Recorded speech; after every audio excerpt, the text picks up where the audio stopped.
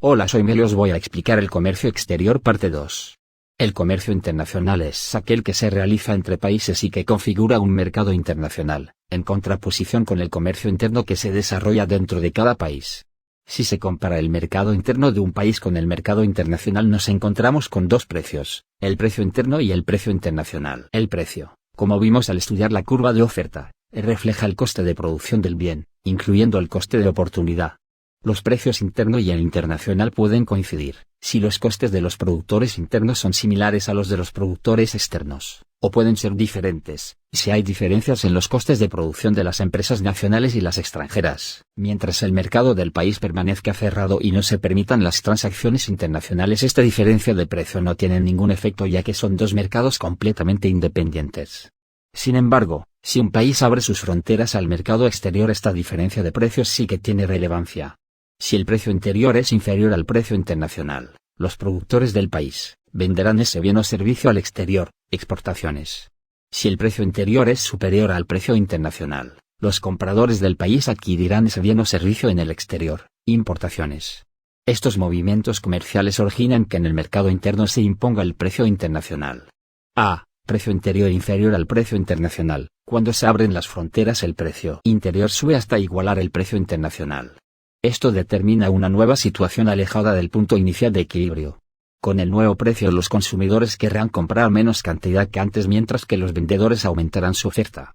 Esto generará un excedente que no es absorbido por el mercado interno, pero que encontrará salida en el exterior, exportaciones.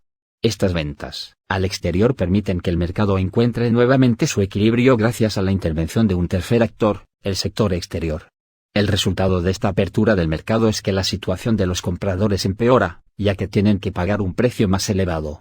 En cambio, la situación de los vendedores mejora porque venden sus productos a un precio más elevado y además aumenta la cantidad colocada, parte de ella en el exterior. En el siguiente gráfico se puede observar cómo disminuye el beneficio de los consumidores y aumenta el beneficio que obtienen los vendedores.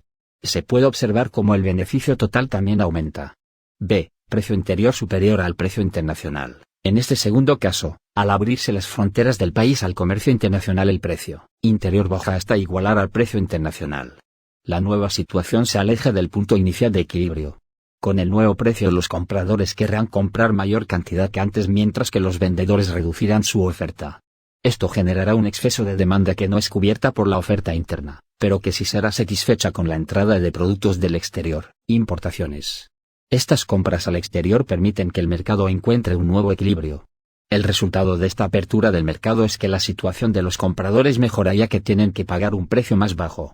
En cambio, la de los vendedores empeora porque venden sus productos a un precio más bajo y además disminuye la cantidad colocada. En el siguiente gráfico se puede observar cómo aumenta el beneficio de los compradores y disminuye el de los vendedores. El beneficio total aumenta.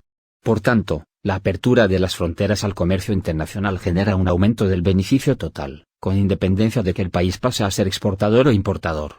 Medidas proteccionistas. A. Arancel. Muchos países que abren sus fronteras al comercio exterior adoptan diversas medidas proteccionistas tratando de reducir el impacto de la competencia internacional en sus sectores productivos. Estas medidas se establecen cuando el país se convierte en importador. Una de ellas es el arancel, gravamen que se establece sobre el bien importado con objeto de encarecer su precio y hacerlo menos competitivo. Son medidas discrecionales, no se establece sobre todos los bienes y servicios importados, sino solo sobre aquellos que el gobierno entiende que pueden perjudicar gravemente a la industria nacional. No es el mismo gravamen para todos los bienes, sino que su importe varía de un bien a otro en función de la protección que el gobierno pretenda dar a los distintos sectores industriales nacionales. El gravamen eleva el precio de los productos importados, lo que hace caer el volumen de importaciones. El precio que imperará en el mercado interno será superior al precio internacional justamente en la cuantía del gravamen. El beneficio que pudieran obtener los compradores nacionales por las importaciones se reduce, mientras que el perjuicio que pudieran sufrir los productores nacionales también disminuye.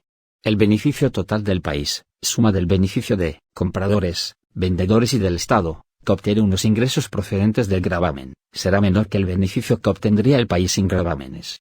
B. Contingente. Se trata de otra medida proteccionista que consiste en establecer límites temporales al volumen de importaciones de un bien determinado.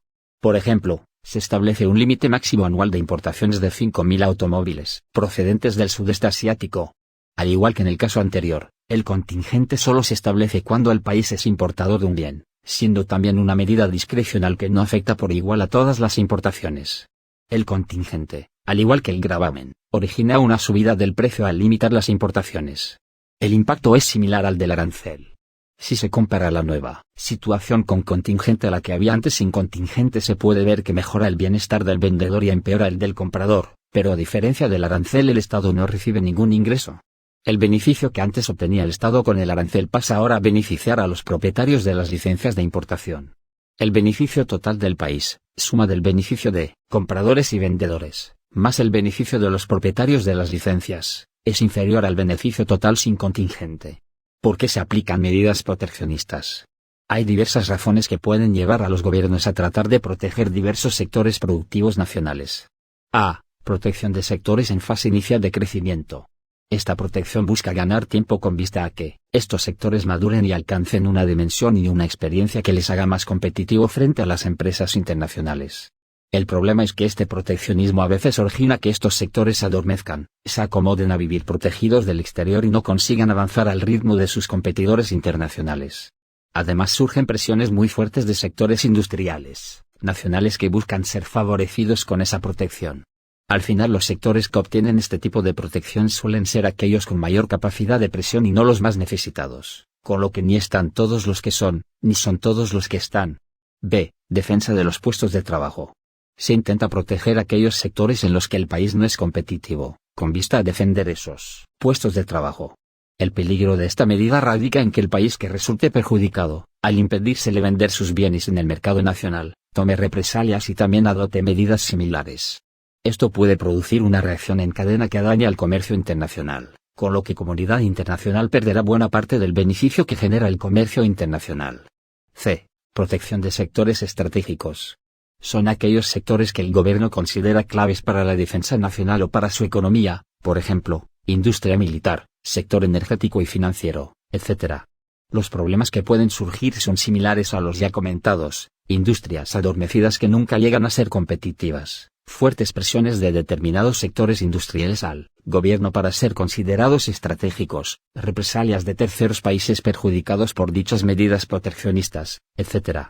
En definitiva, aunque en ocasiones, por circunstancias especiales, resulta lógico que un país proteja determinados sectores productivos, las medidas proteccionistas son muy delicadas y pueden tener efectos adversos muy negativos. Gracias por escucharme.